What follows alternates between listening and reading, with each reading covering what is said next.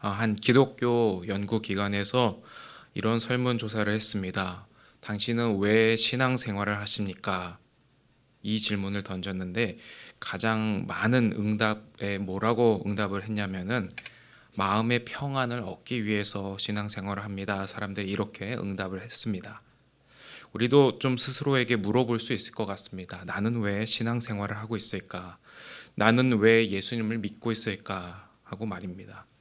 현대인들은 다양한 방법으로 마음의 평안을 추구합니다. 종교를 가지거나 또 명상을 하거나 또 자기계발서를 읽으면서 인생의 해답을 찾으려 합니다.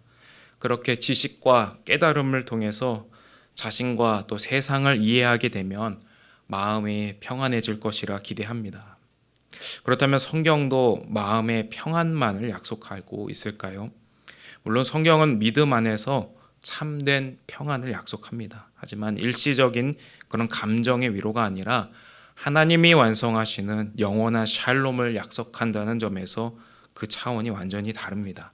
오늘 우리가 함께 읽은 요한계시록 21장은 종말의 때에, 그러니까 마지막 때에 하나님이 이루실 일들의 미래의 비전을 우리에게 보여주고 있습니다. 이 비전은 우리가 왜 인내하고 믿음의 길을 걸어야 하는지, 또 그리고 그 믿음의 끝에서 무엇이 기다리고 있는지를 분명히 깨닫게 해줍니다. 그것은 종말의 때에 하나님께서는 모든 것을 새롭게 하신다는 것입니다. 1절의 말씀에 보시면 요한은 새하늘과 새 땅을 보고 있습니다.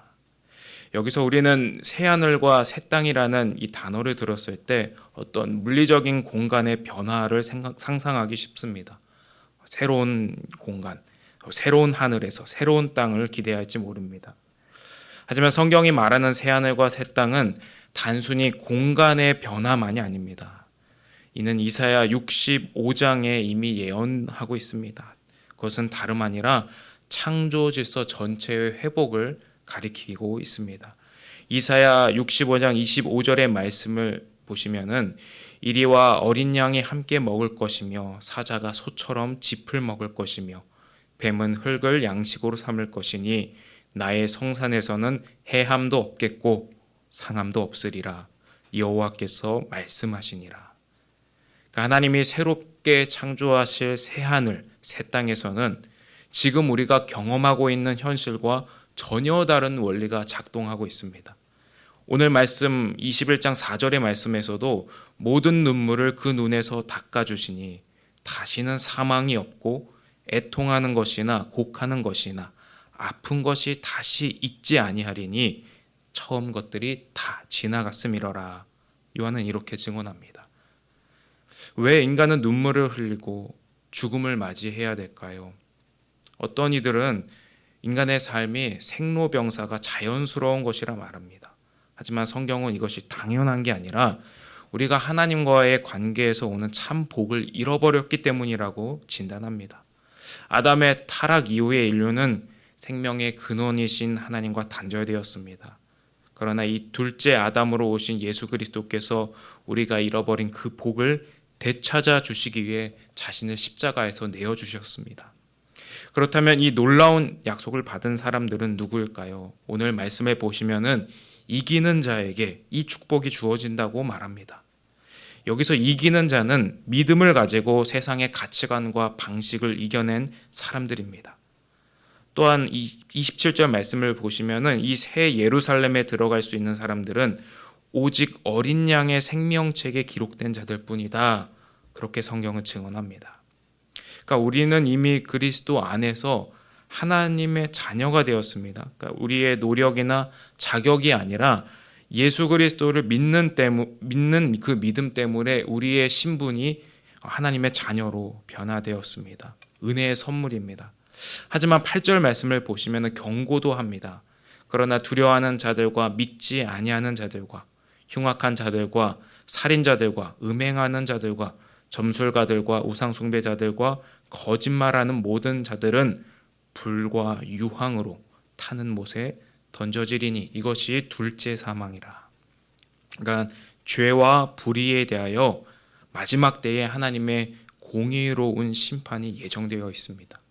왜냐하면 완성될 하나님의 나라는 죄와 불의가 완전히 제거된 거룩한 나라이기 때문입니다. 그렇다면 우리는 이미 그리스도의 은혜 안에서 하나님의 그 은혜를 누리며 살아가고 있는데 이 은혜 안에서 어떻게 살아가야 할까요?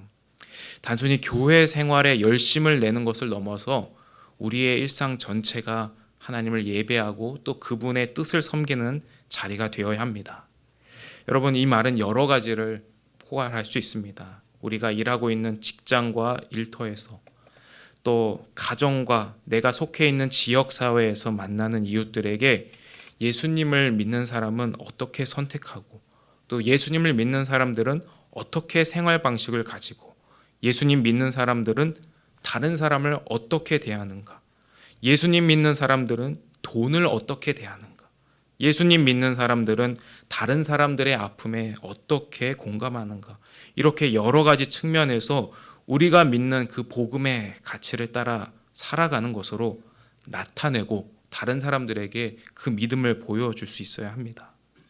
우리 시대에 이런 수고와 노력이 반드시 필요한 까닭은요, 복음의 씨앗이 심겨진 토양을 가꾸는 일과 같은 일이기 때문입니다. 그래서 우리가 처해 있는 삶의 자리라는 그 토양을 믿음으로 일구고 수고할 때에 심겨진 그 복음의 씨앗이 열매를 맺게 됩니다. 여러분, 이 믿음을 가지시고 또 여러분의 삶의 자리를 믿음으로 기경하는 저와 여러분 될 수 있기를 축복합니다.